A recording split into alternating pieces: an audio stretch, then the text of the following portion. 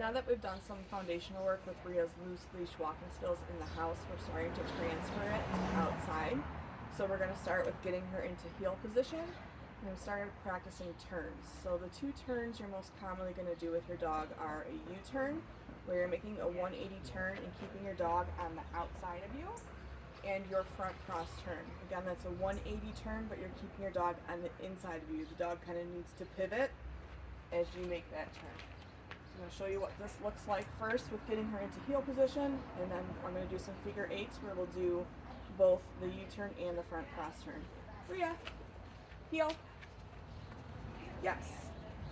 So I'm using heel to get her into heel position, and then when we actually start moving, I'm using let's go. Let's go. So the first turn is going to be our U-turn, where we're turning away from our dog, and I'm going to mark and reward yes after we've both made that turn. We're going to continue to move. And then our front cross turn is where we're turning in front of our dog, keeping them on the inside of us. Yes. So I'll show that to you again.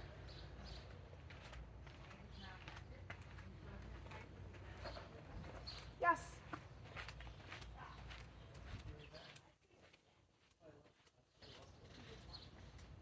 Yes.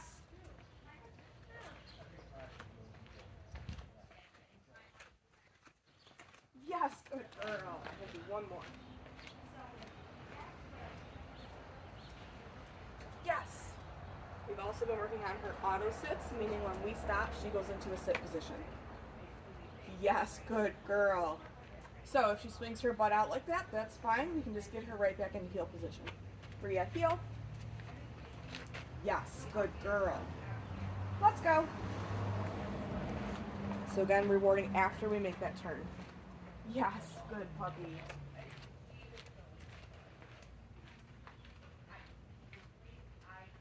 Yes, good girl. Nice auto sit, yes. So the easiest way to handle her leash while you're walking is if she's on your left, you want the loop of the leash to be in your right, and then you can hold some of that slack also in your right hand so that the leash isn't dragging on the ground. You don't want to be stepping on it or having her get tangled up in it. And then you're going to want your treats on the same side as the dog, so on your left side. So this way, as you're walking, you can easily dip into your treat pouch, grab a treat, reward her, and you're staying nice and straight. You're not reaching across your body. You're not contorting yourself to try to get her the food. And it helps to keep her right in heel with you. If you were to try to give her a treat from your right hand, a lot of times what happens is the dog will come and meet you, try to meet your hand, and end up in front of you, and then you can trip over her.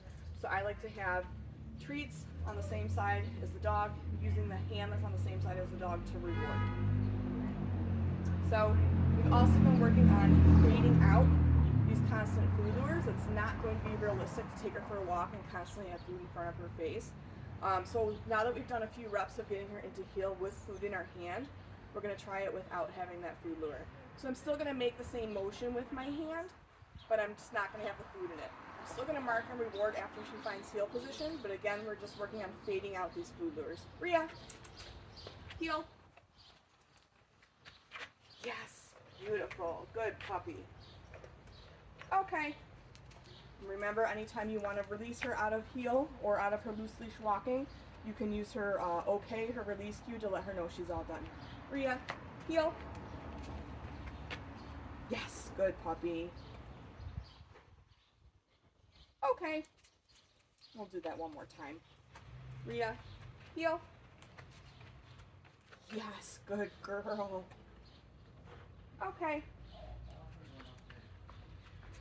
We've also been working on our left turns and our right turns. So this will come in handy if you're out walking in the neighborhood and you come up to a corner and you're going to turn left, or vice versa if you're going to turn right, keeping her in heel with you while you're making these turns instead of bumping into one another. So I'm just going to kind of go in a square in each direction. We'll do probably right hand turns first, and then we'll do our left hand turns.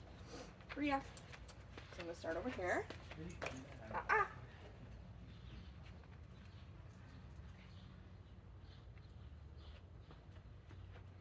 Rhea, heel. Yes. Let's go. So when we're practicing our turns, you kind of want to keep yourself in a square. And after you make that right hand turn is where you're going to mark and reward her. Yes. Yes.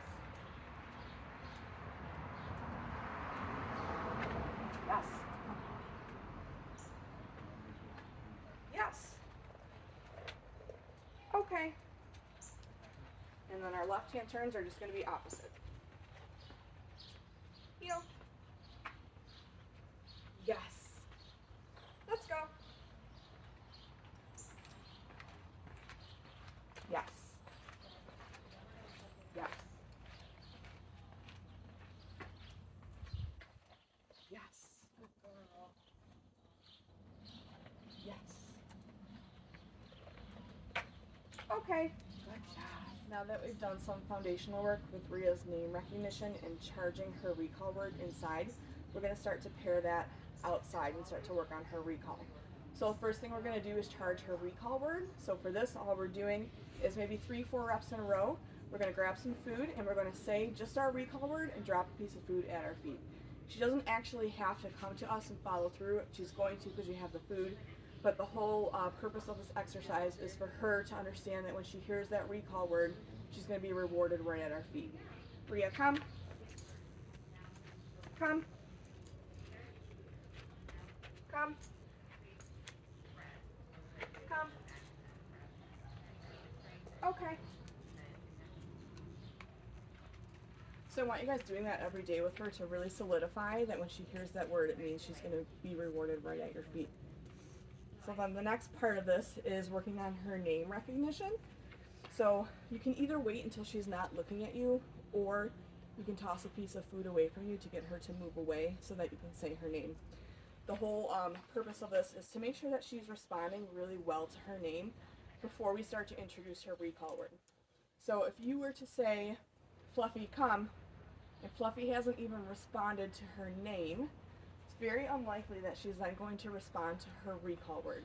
So we want to get the dog responding to their name first before we give them their recall word, which is why we've been working really hard on her name recognition. Rhea, yes.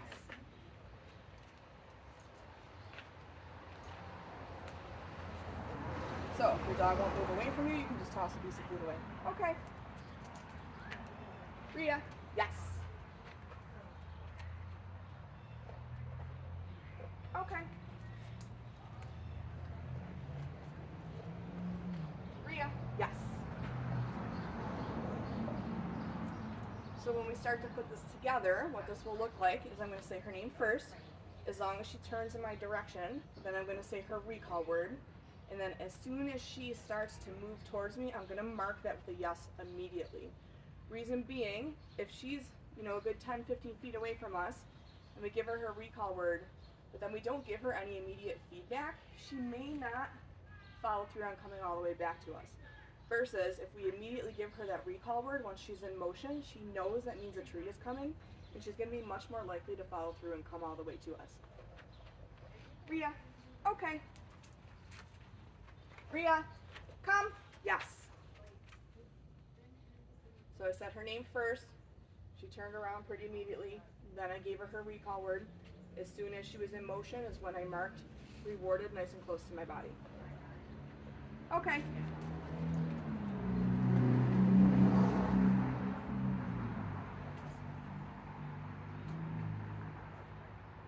Okay. Rhea, come. Yes. Okay.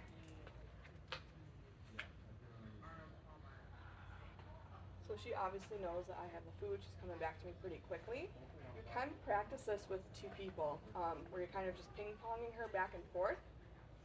That's a good way to incorporate some of the other people in your house working with her versus just one handler. And she'll probably catch on to that pretty quick if you're kind of ping-ponging her back and forth. But it's a fun way to practice recall in the yard with her. Okay. You're too fast for me, girl. Okay. Rhea. Pop, pop, pop, pop. Come. Yes. So I said her name there. She was a little bit hesitant on responding, so then I made some pop, pop, pop silly noises to get her to turn in my direction before giving her that recall word. Okay. Rhea. Come. Yes. Good girl. Okay. Rhea's place skills have been coming along very nicely. So this week we're working on kind of generalizing this behavior and proofing it, adding a little bit of distractions. So last week I was practicing this with her in the kitchen. This week we're practicing it in here. I like the idea of practicing it in different rooms so that it helps to generalize the behavior. We don't want the dog to think that this is only going to happen in one specific spot in your house. So since she's already on place, I'm going to release her. Okay. Rhea, place. She's been great at offering that down pretty immediately. Yes. So while she's on place, I am starting to move away. We did this a little bit last week, but I'm trying to make it just a little bit more challenging for her. So I'm going to kind of pretend to tie my shoe here. So if she kind of starts to scoot off of there, we can encourage her to get back on. And just remember that if you have to help her get back on place, we're not going to reward her immediately for that. Once she's settled back into the down, we're going to do something easy. So I'm just going to take like a step back, and then I can reward her for that. Yes. So let's try that one again. Yes, good girl, much better. I've also been working on being able to sit down on one of the couches. So this one is kind of tough for her because as soon as you sit down, she wants to come over to you. She's been doing pretty good. Yes. Good girl.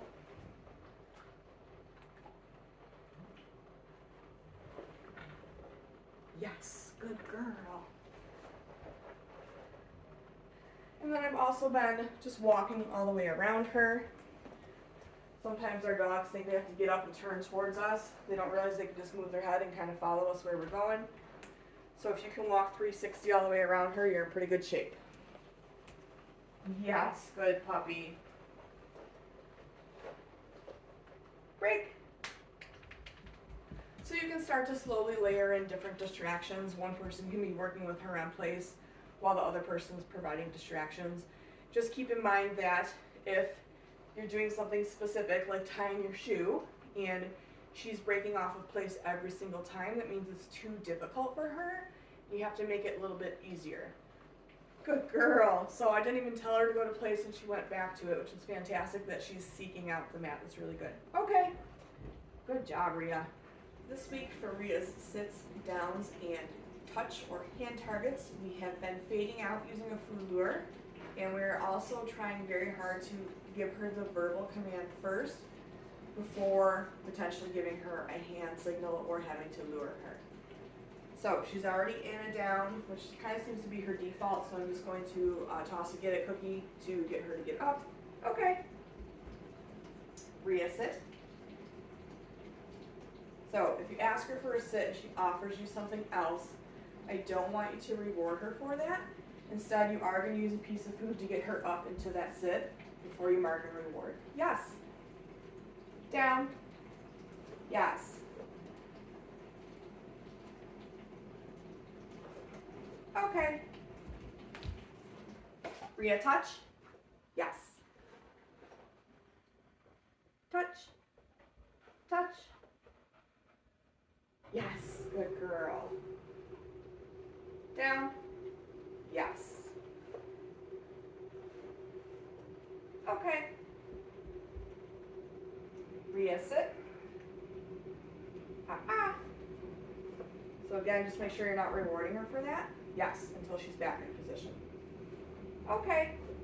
She's been doing really great with all three of those, not needing to use a food lure, and very minimally I'll have to give her a hand signal. So for example, if I tell her to down and she hesitates or doesn't do it after a couple seconds, then I will use my pointing down to get her to go into it. Good.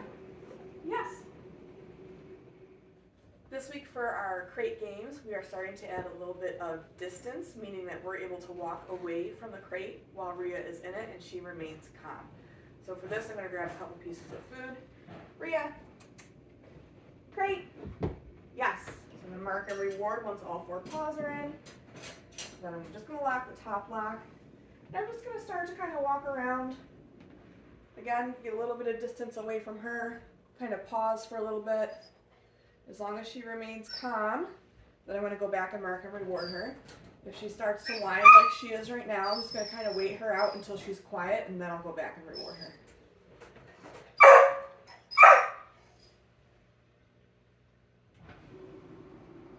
Yes.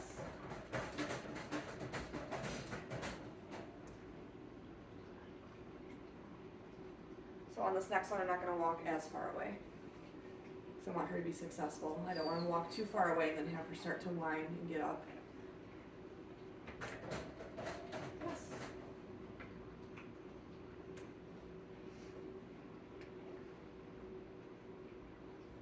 Yes, much better.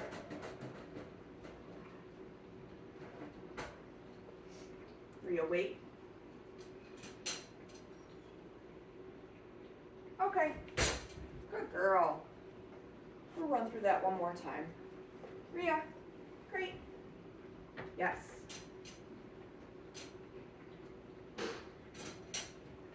Yes.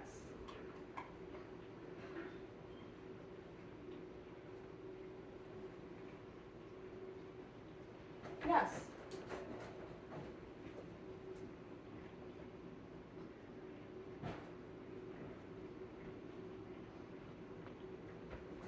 Yes, much better the second time.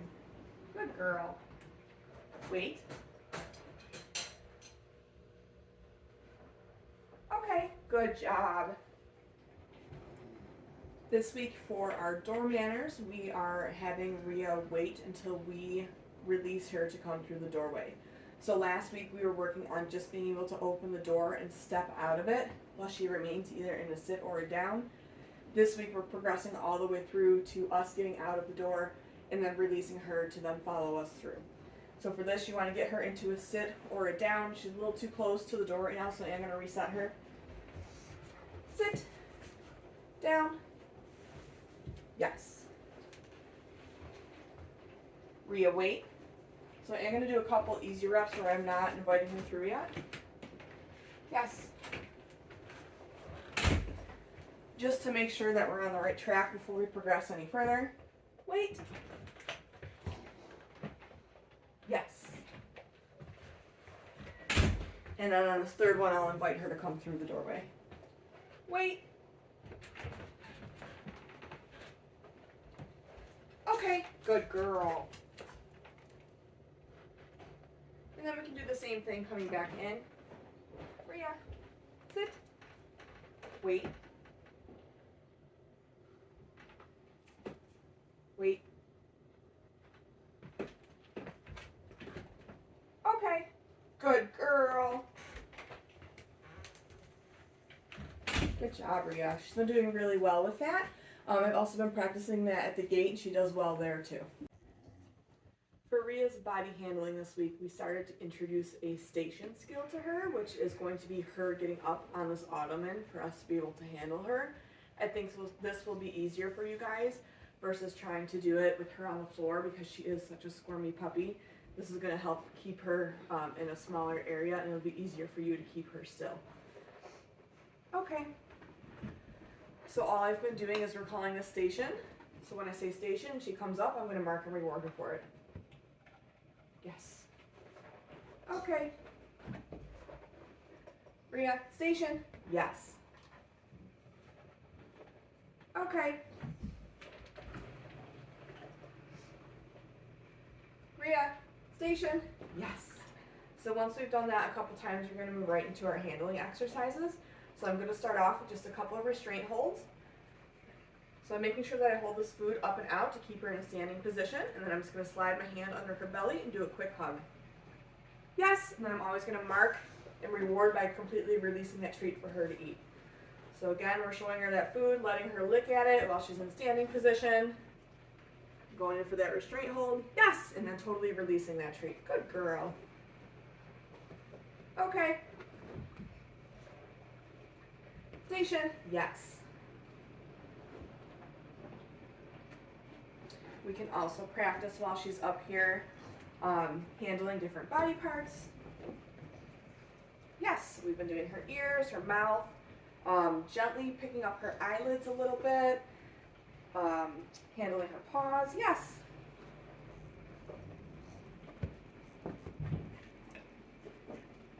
You always want to sit. Come here.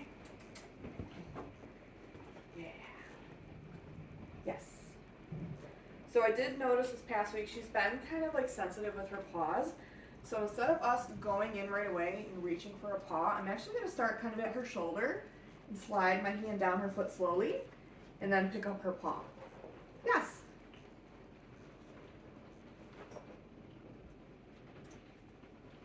Yes. Good girl. Okay. Rhea, station. Yeah. So we'll do that same thing with the back paw. Gonna slide my hand down and then pick it up. Yes. Good girl. So we did introduce some grooming tools this week. So we've been using a brush and a little bit with the nail clippers. She's kind of hesitant about it, so we're keeping it pretty simple, keeping the criteria pretty loose because I don't want to move too quickly with her with that. So for the brush, I'm going to get her nice and connected to a piece of food, and then just run that brush down her spine a couple times. Yes. Yes. Okay. For the nail clippers, because she does seem to be a little bit hesitant, I'm starting out by just kind of touching it to her shoulder, pretty neutral spot on her body. Yes, and marking and rewarding. So just getting her used to the feeling of this touching her body. Yes. And then I'm kind of just slowly working down her leg. Yes.